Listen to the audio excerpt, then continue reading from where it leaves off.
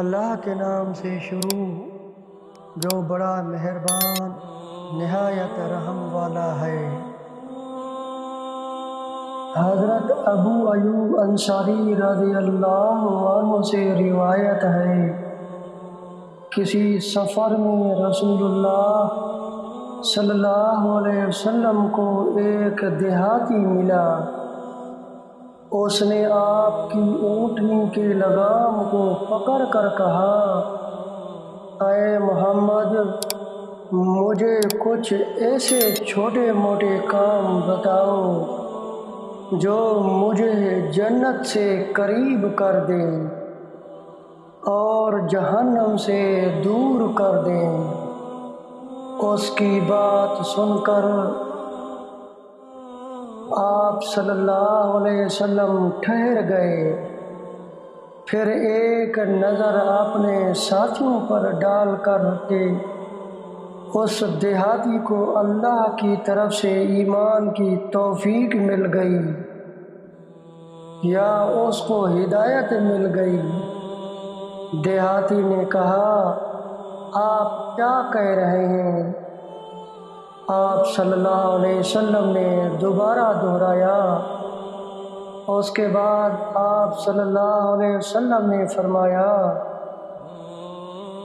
اگر تیری یہی خواہش ہے تو تو صرف اللہ کی عبادت کر، اس کے ساتھ کسی کو شریک نہ ٹھہرا، نماز پڑھ، زکوٰۃ دے اور صلہ رحمی کر، اور میری اونٹنی کی لگام کو چھوڑ دے۔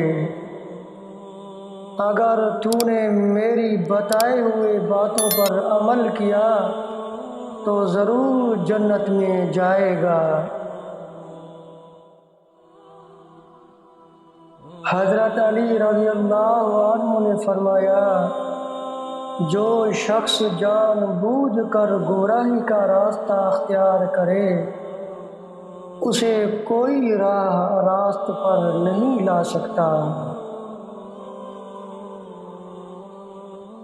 حضرت علی رضی اللہ عنہ نے فرمایا، شریف کی پہچان یہ ہے کہ جب کوئی اس کے ساتھ سختی کرتا ہے تو وہ سخت ہو جاتا ہے،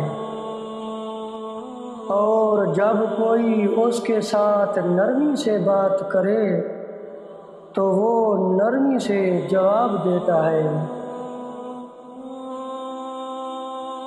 اور کمینے کی پہچان یہ ہے کہ جب کوئی اس کے ساتھ نرمی سے بات کرے تو اس کا جواب سختی سے دیتا ہے، اور سختی سے بات کرنے والے کے سامنے ڈھیلا پڑ جاتا ہے۔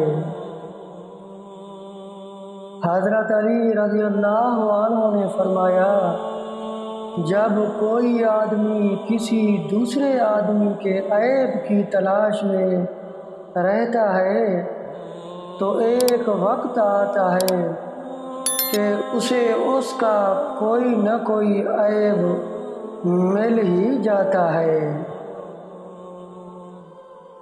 حضرت علی رضی اللہ عنہ نے فرمایا، جب تک کوئی بات تیرے منہ میں بند ہے تب تک تم اس کے مالک ہو، اور جب تم اسے زبان سے ادا کر کے منہ سے نکال دیتے ہو تب وہ تمہاری مالک بن جاتی ہے۔ حضرت علی رضی اللہ عنہ نے فرمایا، کبھی اچانک تمام کام درست ہو جاتے ہیں اور کبھی طلبگار ناکام رہتا ہے، اور میں نے اللہ کو اپنے ارادوں میں ناکامی سے پہچانا۔ حضرت علی رضی اللہ عنہ نے فرمایا، جب کسی شخص کا علم اس کے عقل سے زیادہ ہو جاتا ہے تو وہ علم اس کے لیے وبال جان بن جاتا ہے۔ حضرت علی رضی اللہ عنہ نے فرمایا، جب عقل کامل ہو جائے تو کلام کم ہو جاتا ہے اور آدمی اکثر صحیح بات کرتا ہے۔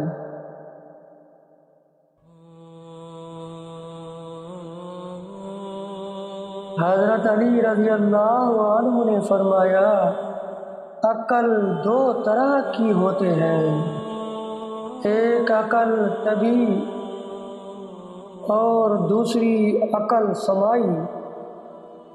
انسان عقل سماعی سے کوئی فائدہ حاصل نہیں کر پاتا اگر اس کے پاس عقل طبعی نہ ہو۔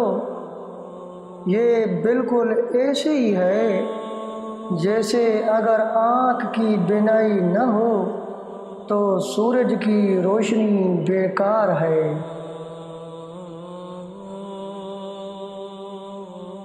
ایک شخص نے حضرت علی رضی اللہ عنہ سے سوال کیا، انسان مختار ہے یا مجبور؟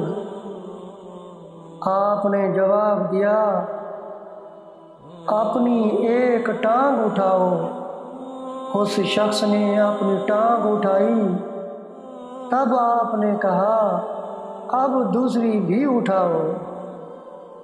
وہ بولا، میں اس سے مجبور ہوں۔ تو آپ نے فرمایا، یہی مثال مختار اور مجبور کی ہے۔ حضرت عائشہ صدیقہ رضی اللہ عنہا سے روایت ہے کہ نبی صلی اللہ علیہ وسلم نے ان سے فرمایا، میں نے خواب میں 2 مرتبہ تمہیں دیکھا۔ میں نے دیکھا کہ تم ریشمی کپڑوں میں لپٹی ہوئی ہو اور مجھے کہا گیا کہ یہ آپ کی بیوی ہے، سو پردہ ہٹا کر دیکھیں۔ جب میں نے دیکھا تو تم تھی، تو میں نے کہا کہ اگر یہ اللہ تعالیٰ کی طرف سے ہے تو وہ ایسا کر کے ہی رہے گا۔ حضرت عائشہ صدیقہ رضی اللہ عنہا بیان فرماتی ہیں کہ جب میں نے نبی اکرم صلی اللہ علیہ وسلم کو خوشگوار حالت میں دیکھا تو میں نے عرض کیا، یا رسول اللہ صلی اللہ علیہ وسلم، اللہ تعالیٰ سے میرے حق میں دعا فرمائیں۔ تو آپ صلی اللہ علیہ وسلم نے فرمایا، اے اللہ، عائشہ رضی اللہ عنہا کے اگلے پچھلے ظاہری و باطنی تمام گناہ معاف فرما۔ ایسا نبی صلی اللہ علیہ وسلم نے عذرائے مداح فرمایا۔ یہ سن کر حضرت عائشہ رضی اللہ عنہا اتنی ہنسی، یہاں تک کہ ان کا سر آپ صلی اللہ علیہ وسلم کی گود میں آ پڑا۔